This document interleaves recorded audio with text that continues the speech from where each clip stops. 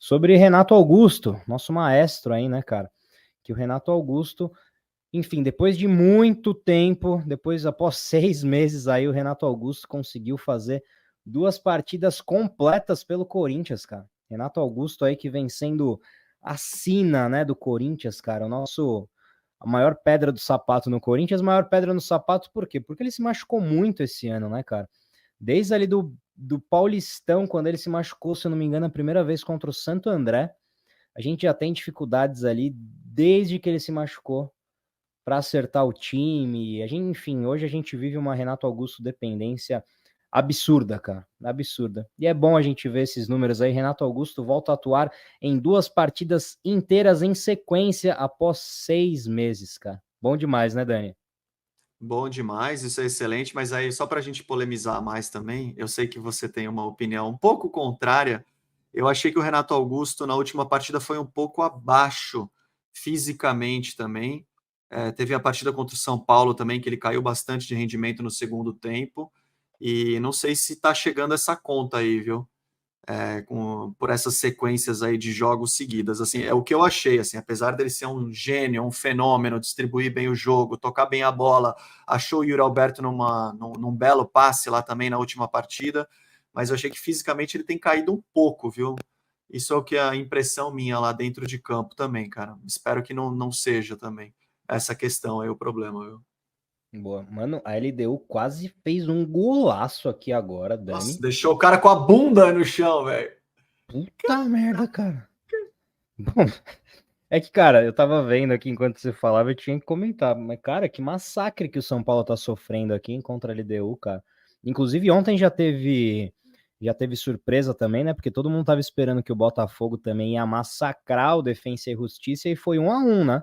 O Botafogo vai ter que decidir fora de casa agora. Então, cara, às vezes a gente não tá valorizando o nosso 1-0, mas cara, tá bom, vamos lá, já foi. Vamos, vamos fazer o nosso resultado lá e vamos que vamos. Ó, pegar 2 comentários aqui, ó, da Giane. Se ele não estiver bem, é melhor nem tentar proteger ele. Boa, Giane. E cara, é isso daí aqui, ó. Também a Tainá Rodri, Renato Augusto, o técnico jogando em campo. Olha, Tainá, legal, boa, top isso daqui que você falou. Isso daqui é até uma coisa que a gente fala muito, que é o quanto o Renato Augusto ajuda dentro de campo, né, Dani? Cara, eu entendo Nossa, que você falou que no último jogo ele tava realmente fisicamente abaixo, cara. Mas mesmo assim, ele não estando 100%, dava para ver ali que ele caminhava muito em campo. Cara, ele é muito diferenciado ainda assim, sabe? E além dele ser diferenciado, 50% do Renato Augusto já é muito diferenciado. E isso que a Tainá falou aqui agora, do Renato Augusto ajudar muito dentro de campo, isso é, enfim, primordial para o Corinthians, cara. Eu queria que o Corinthians tivesse, Dani, no mínimo mais uns 2 caras igual o Renato Augusto com essa liderança dentro de campo, cara. Se a gente tivesse mais uns 2 caras assim contra o São Paulo, naquele desastre que foi, o Luxemburgo errou na escalação, errou pra caramba. Mas o time entrou desligado, tem que ter uns caras que, pô, dá um chacoalhão ali e faz o time acordar, sabe? A gente só viu o Renato Augusto fazer isso, cara. E não é de hoje que ele faz. A gente até já comentou aqui que o Renato Augusto, com o Roger Guedes, o Renato Augusto pegava no pé do Roger Guedes, tudo isso. Então, cara, não sei até quando teremos Renato Augusto jogando aqui. Um salve aí para Carla, um salve aí para todo mundo que tá entrando. Mas enfim, cara, vamos aproveitar enquanto temos Renato Augusto. A gente sabe aí que tem alguns atletas com contrato chegando ao final nesse ano aqui. O Renato Augusto é um deles. E eu vi algumas matérias aí, algumas notícias que parece que o Corinthians só vai renovar com esses caras no ano que vem, Dani. Que é quando a gente vai saber quem que vai ser o presidente de fato. Aí se vai ser o Augusto Melo ou o Negão. Então vai ficar na mão desses caras aí, renovar com o Renato Augusto, com o Gil, enfim, com também o Cantilho, enfim, todos esses caras que têm contrato final agora, até mesmo o Maicon, que está de empréstimo, se for ficar, o Corinthians tem que pagar 7 milhões por ele. Eu acho que não, acho que o Maicon tem que sair. Mas enfim, isso aí vai ficar na mão do próximo presidente. E acho que do Renato Augusto também, né, Dani? Muito na mão dele, né? Para ver se ele tem condição física ainda. Isso vai muito do Renato Augusto, de sentir o corpo dele, sentir as condições físicas dele e saber se ele consegue jogar mais uma temporada. Se o Renato Augusto falar que consegue, não tem nem o que falar. O Corinthians tem que renovar com ele na hora, cara. 50% do Renato Augusto é melhor do que 90% dos meio-campistas que atuam no Brasil hoje. Eu acho que do Renato Augusto vai esperar até os 45 do segundo tempo para ter essa renovação ou não. E como falaram aqui, a última partida do Renato Augusto lá na Neoquímica Arena contra o Estudiantes foi absurdo o que ele conversou, o que ele auxiliou, o que ele se comunicou. Ele vinha para a defesa, vinha para o meio de campo, falava no ataque, falava com o Cássio.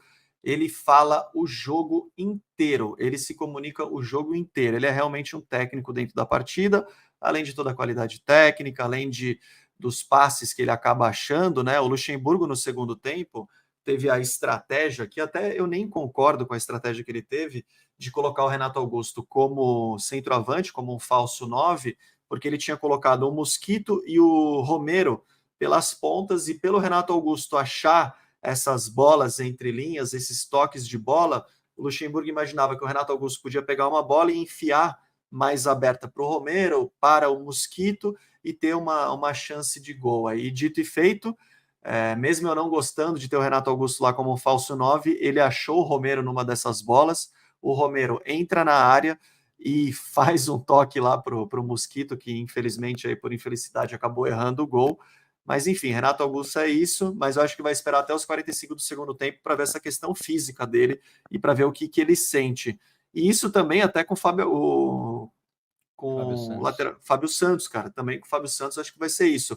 No começo do ano, o Fábio Santos já falou que queria curtir essa temporada ao máximo. Ele pensava que seria a última temporada dele, mas infelizmente ele disse que ele não pôde curtir tanto essa temporada porque vem recebendo muitas críticas, né? Não vem fazendo boas partidas, mas agora ele faz uma boa partida na última lá na Neoquímica Arena e pode ser que ele repense também sobre isso, viu? Então isso daí vai ser cena para os próximos capítulos também, viu? Com o Fábio É isso. Santos.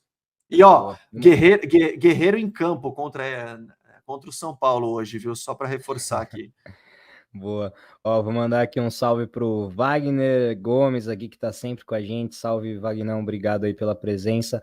A Cláudia Maria Stefano, vai Corinthians. O Alexandre aqui, ó, Morato, só renovaria com Renato Augusto. Eu sou igual o Alexandre aqui, penso assim também, cara. Fábio Santos, enfim, toda essa galera aí, cara. Tchau. Eu tava até vendo, Dani, o salário somado desses caras que tem contrato no final do ano do Corinthians aqui agora somam mais de 5 milhões de reais, cara.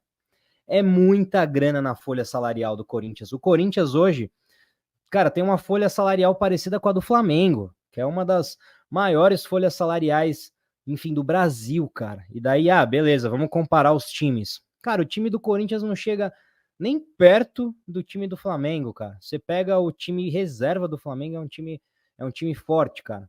E daí, por que isso? Por que então que o Corinthians tem uma folha salarial parecida com o Flamengo e não tem um time tão forte e tão competitivo com o Flamengo? Uma gestão, né, cara? E é por essas e outras aí que, cara, eu torço muito aí para sair a chapa atual, sair do Ilho, não ganhar Negão, porque se entrar o André Negão, entra também o Sanches. Se vai ser bom o Augusto Melo, não sei, cara. Isso aí só o destino nos dirá.